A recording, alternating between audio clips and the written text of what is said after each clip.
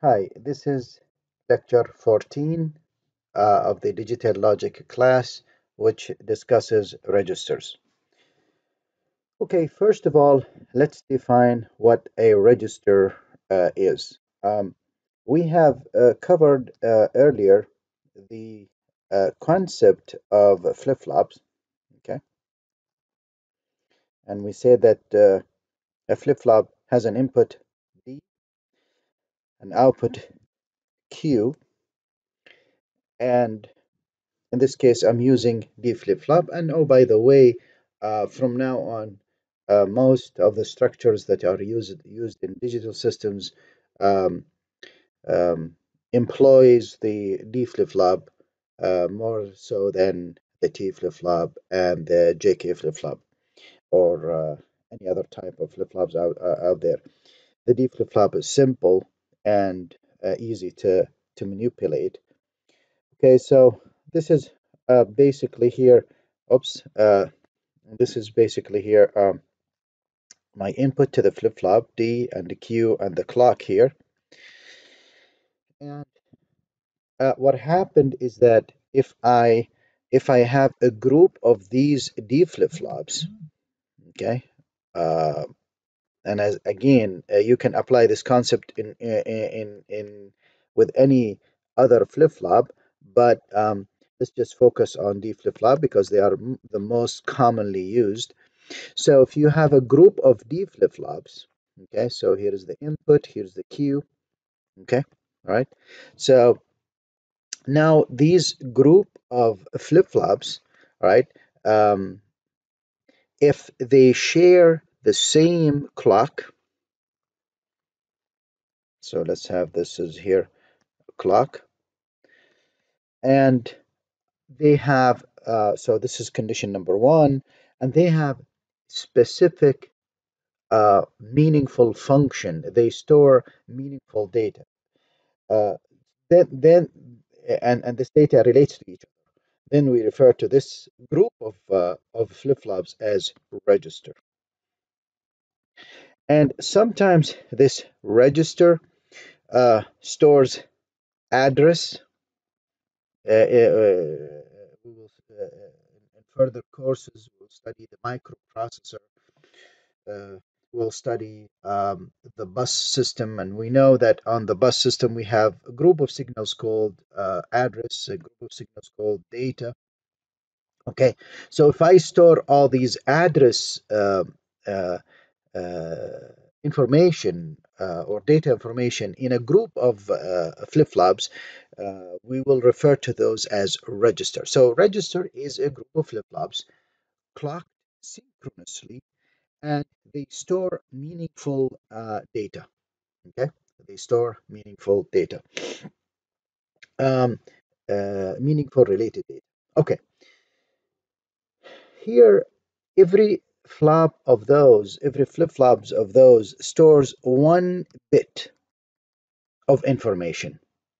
So if I need, for example, to store the address, which is, let's say, for example, 4 bit of data, then I need 4 flip-flops. Okay. So the size of the data that I'm storing tells me the number of flip-flops that I need in my register. Um, Registers typically have operations, okay, and um, we can talk about there is this I can for instance shift the data inside them towards the right, so this is shift to the right, or towards the left. I can shift the data towards the left. Not all the registers do that, but you can have a register that performs this function if you wanted to. We can also do a parallel load. For instance, you can see this group of data, the group of bits, they have input data for this bit and this bit and this bit. So how do we load the data in? We call this the write operation. or the store operation, and how we read the data out of the register. Okay, that seems to be there are different flavors out there, and changes the structure of the register. Okay, we can also include in these registers extra things like, for example, a clear pen here, where I can clear all these registers. Okay, so this is more of a clear, so I can connect all of these to a, for example, a clear signal that can reset all these registers to zero. This is desirable if you want to reset your system. So you send out these clear signal and you kind of reset the values of these flip-flops, or the output of those flip-flops, into zeros. Of course, we have established this earlier. When we say output, we mean um, when we say output, we mean these Qs, right? For the flip-flops. And when we say input, we mean the Ds for the flip-flops. Okay, in the case of T flip-flop, it will be the T inputs, and in case of JK flip-flop, will be the JK inputs. But as we said, we're gonna focus on the D flip-flop for the shift register. Okay, now what we want, so this is in general what is a register. Let's now go into more details of registers. So um, this is kind of the definition of a register. So here we want, we say that we have two main operations for the registers. We have the write and the read. So in terms of operations, we have we have the write operation, or the store operation, how to store inside them, and let me just take out the store, and let's say, for example, the write, or the load, when we load the data, and the the uh, the read. So the write operation, basically, it tells me how can I um, apply inputs to the so how can I apply input data to the register. That's basically what a write operation is. Okay, and a read operation says how can I get data from the register. Okay, from the register. Okay, so moving data into the register is the write operation. Okay, when I load it. Okay, and moving data out of the register, it is the read operation. We can do write operation with two flavors. We can do parallel write or serial write. Similarly, the read operation, we can do parallel read or serial read. Now, the question here, why parallel and why serial? You see, the register consists of different number of flip-flops. Okay, let's say it's not a single flip-flop. There are four, sometimes there are eight, etc. So let's say we have four flip-flops. So and here the question comes in, what happen if I have data that I want to apply to these flip-flops? Okay, so if I have data here, can I do this data? Can I store this data? Can I write this data one, then the next one, then the next one, then the next one of the flip-flops? So that will be the serial. That's the which means that if I do that, if I do the serial one bit, So this is the serial. When I write one bit, this is this one bit at a time per cycle. Okay, per cycle, per cycle, per cycle. Okay, which means that if I have a width of n bits, and in this case n equals 4 in my example, I need 4 cycles to write the data onto this register. Well, that sometimes might be late.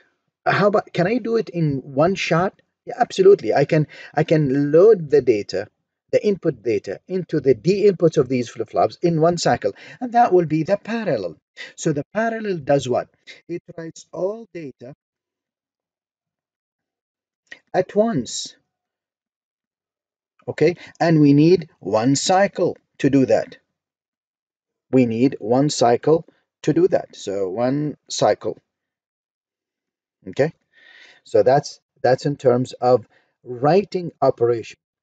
Okay, well, how about if I want to do a read operation? So I want to read my data out of this register. I want to pull the data out. Well, I can do this bit by bit. Okay, so I can do the read one bit at a time. So that will be the serial, one bit at a time, or every one cycle, every cycle one bit, every cycle. And in this case, I need n cycles to do that. In my example, that will be 4 cycles to read this. So inside the register here, I have how many? I have four D flip-flops. If I want to read them serially one at a time, I need 4 cycles. Well, how about if can I do this in parallel? Absolutely. So I can read all flip-flops output at once in one cycle. In one cycle, and that will be the parallel, the parallel, uh, uh, uh, the parallel read. Okay, so now you can see that there are, in terms of the write, I have 2 flavors, and in terms of the read of a register, I have 2 flavors, which brings us to the types of registers. So what are the types of registers? So let's see. Here we say that the types of registers, types of registers. Okay, remember we have in terms of inputting to the register, we have 2 flavors. We have parallel and serial, and outputting out of the register, we have 2 flavors, the parallel and the serial. So we say that the type of registers we can have parallel, parallel, parallel, parallel input,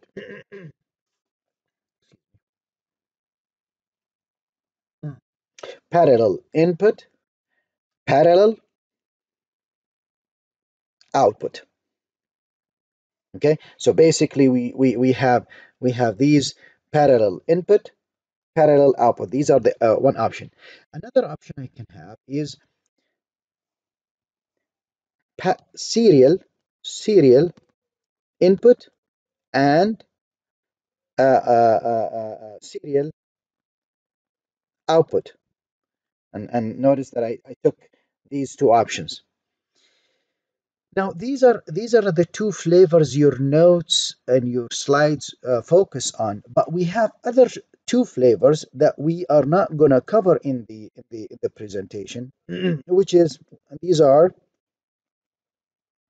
okay. We can have um, we can have parallel in, serial out,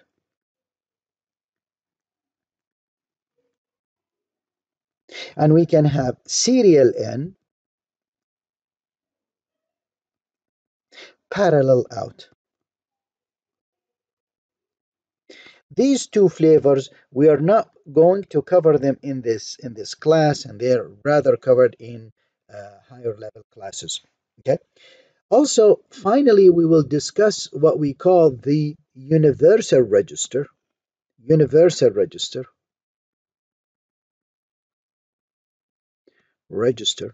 And in this universal register, it does different types of operations.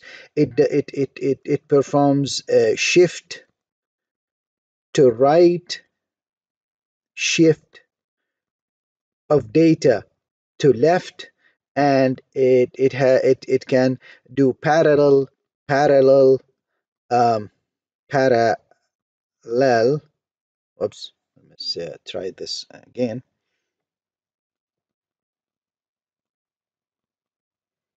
Load, and it can just simply store information and do no operation. So this is the universal register, which we'll cover in this lecture. Okay, in these slides. But as I said, our focus will be here, then here, and then finally to here. Okay, all right.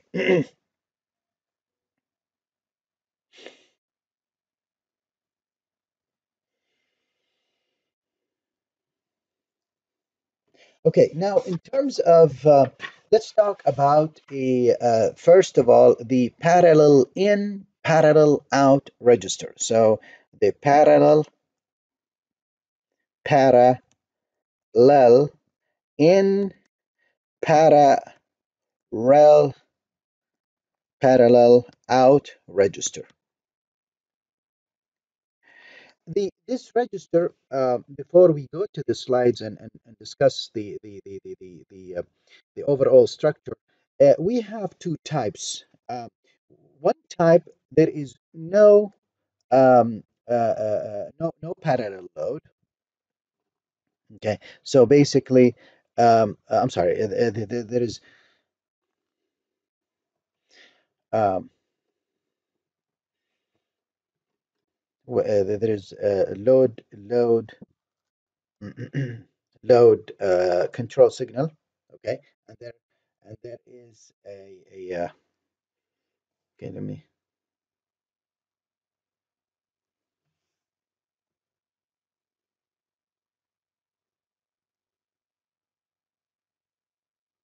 So there is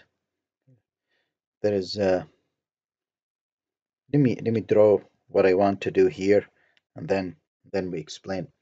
What I'm drawing here is the um, diagram of the general structure of a flip-flop in this parallel in parallel out.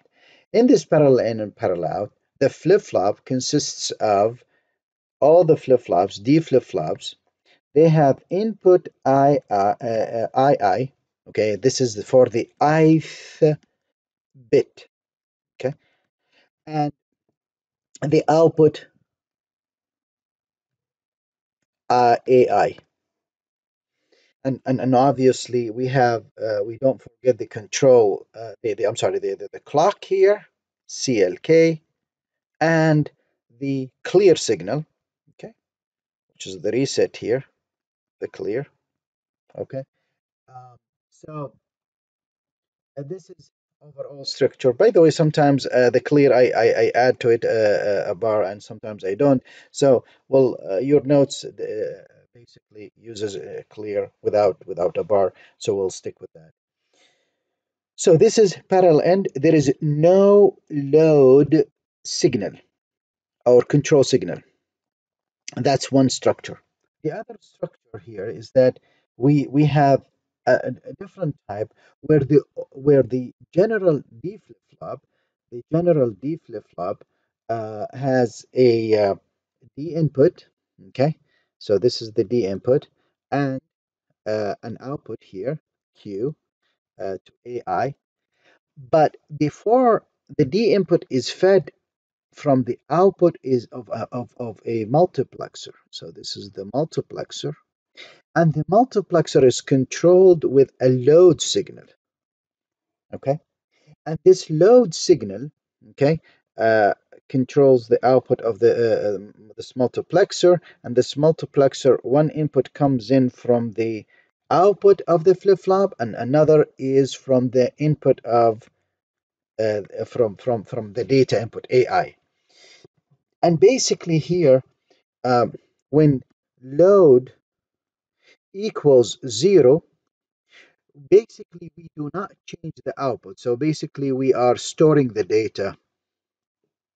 And when load equals 1, we load new data.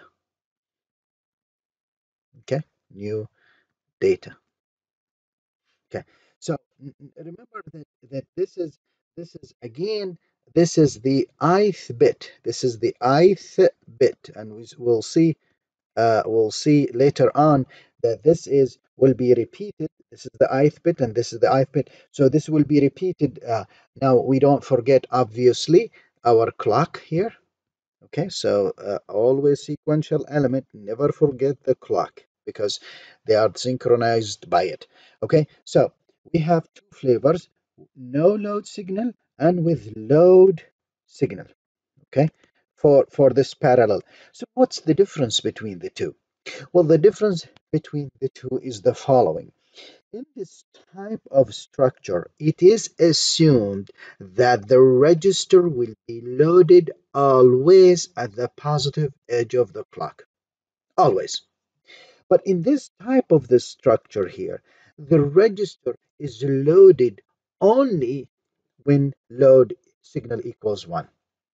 Okay, so we change the input of the flip-flop conditionally based on the load value.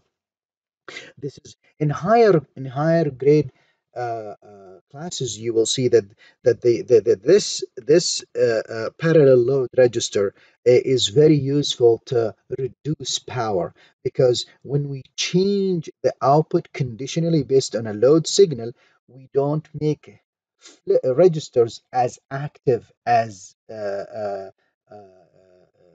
unnecessarily, and that tend to reduce power. Okay, but anyway, just keep it in your mind. These are just two flavors. Okay, so parallel in, parallel out. Let's go to the notes here and finish off a few things. And so in this uh, uh, so here are, and this is here the parallel in and parallel out without load signal. Now, obviously, notice in the whiteboard what I did. We explained the general structure of this flip-flop. We say that you have an AI and an II and AI, and so if I need to repeat this 4 times, here is 1, 2, 3, 4. These are 4 flip-flops, but all of them, they have input from the input I, and they produce an output A. And this is, for example, the 0 bit for this register, and this is the 1 bit of this register, and this is the 2 bit of this register, and this is the 3 bit of this register. And you can see that the data will be loaded in parallel in one clock, and I can read the output data in parallel as well. Okay, all right. So the data is loaded, and all 4 bits are loaded at once. This is the symbol of the circuit. Okay, so you can see in the symbol the reg indicate that this is a register. This is the clock here. This is the clear signal. When activated, we will put all these outputs of the register into zeros. Okay, so that clears out the output. This is the input for this register here. So these are the inputs, and these are the outputs of this register. Typically, you will see this symbol in register components in your logic lab. Okay, so this is one flavor of parallel in, parallel out register with no load signal, and you can see that we can load in the data by one clock, and we can in parallel, and we can read the data in parallel. Okay, let's take a look at the other flavor of this, and you can see here, just to remind you, we say that the other flavor has a multiplexer in the input. Okay, so let's go back to the notes and we will see that here is the multiplexer. Okay, so you can see that here is the multiplexer. Okay, here is the multiplexer that I'm doing by red, and this multiplexer is controlled by the load signal, and the load signal tells me either I'm gonna feed in the data which is either from the input from the output of the flip-flop that comes over here, or I have a new data here. Okay, and what controls this mux is this load signal. Okay, all right, so and we say that if load equals 0, we will send to this D input the output of the register, and if load equals 1, we will send a new data to the flip flop. So basically, load, if it is 0, means that no change to the flip flops, which means store all data, and if it is 1, it means load new data. Okay, load the new data. So that's again, it is a parallel in, parallel out, but with the extra of a load signal. Okay, and we say that this load is activated whenever load equals 1. If load is not equal 1, then your register is not functioning, is not loading new data, and storing the old data. Okay. All right, let's go now and look at the uh, final final flavor here before the universal register. And then the final flavor here, which is the serial in, serial serial in input, serial output register. And basically, the overall structure of this register, you have these register are connected in a serial fashion, and I'm just drawing just an example here. Okay, so and you can see that if we pick this bit here, so this is the input and this is the output, you can see that the input of this bit is coming from the previous queue, and the queue of this bit sends its data to the next D of the flip-flop, neighboring flip-flop. Okay, and obviously we don't forget the clock here. Okay, always sequential elements, do not forget your clock. Okay, and and we see that over here at the very beginning here, we will see that that the very first flip-flop here, so this is a D and this is a Q. Okay, so there is no preceding here. We'll have an input called serial in, and this is my input data, my input data. Okay, it is fed bit by bit. And then the last one here, you will have a flip-flop D and Q, and this will be my serial output. This is my serial output. This is my output data. Of course, this is serial input and serial output data. And you will see that for the data to go through the entire register, meaning if we want to save my data to this register, so suppose this register, for example, is let's say this register is, for example, is in bit register. It will so how many cycles does it take to write to these flip-flops of this register? Well, since I can write one flip-flop per cycle, to write, I need what? I need n cycles to write to this, bit by bit, shifted towards what direction? The right direction. Now, of course, I can stitch this register the other way and becomes a left register.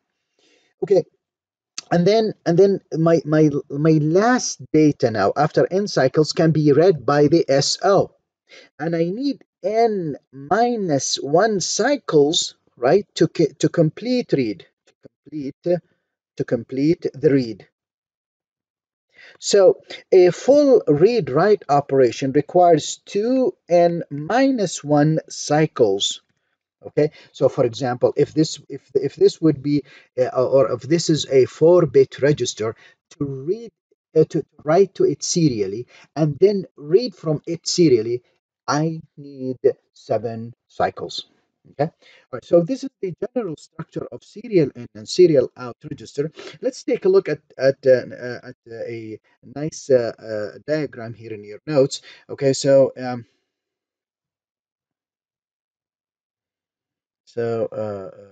here's a diagram. So you can see here that the as we indicated earlier, you can see how these whoops sorry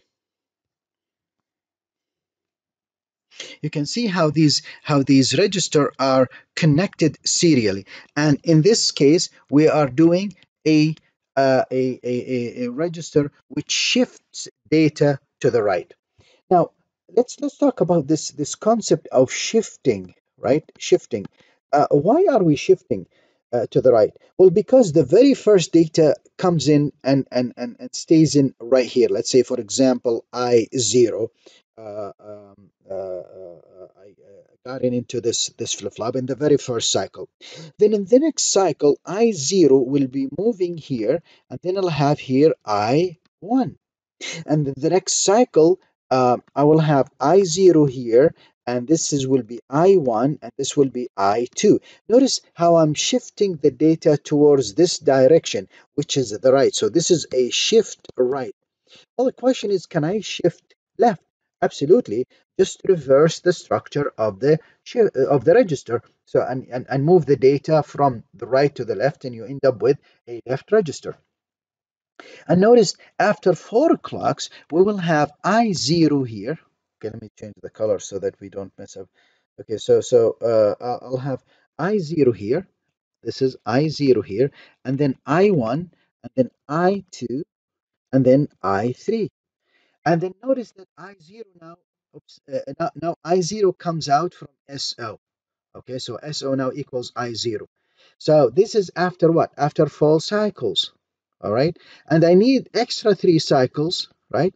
To pull I1, then I2, then I3 out of the SO. So total of, as we said, 2n minus 1, and in this case, n equals 4, meaning equals 7 cycles. Okay, to do a complete shift in or a write of the data to the serial register and a serial read from this register.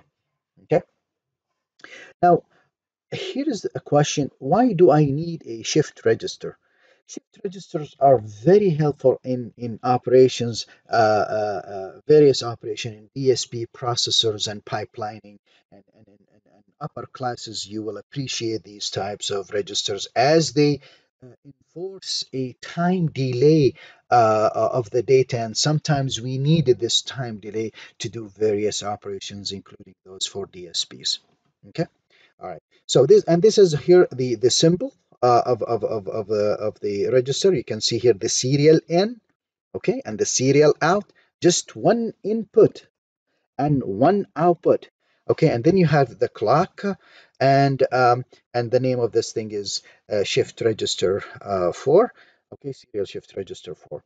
Okay, so I think this is pretty much what I want to say in this one, and then the next lecture we'll talk about the universal shift register. Thank you.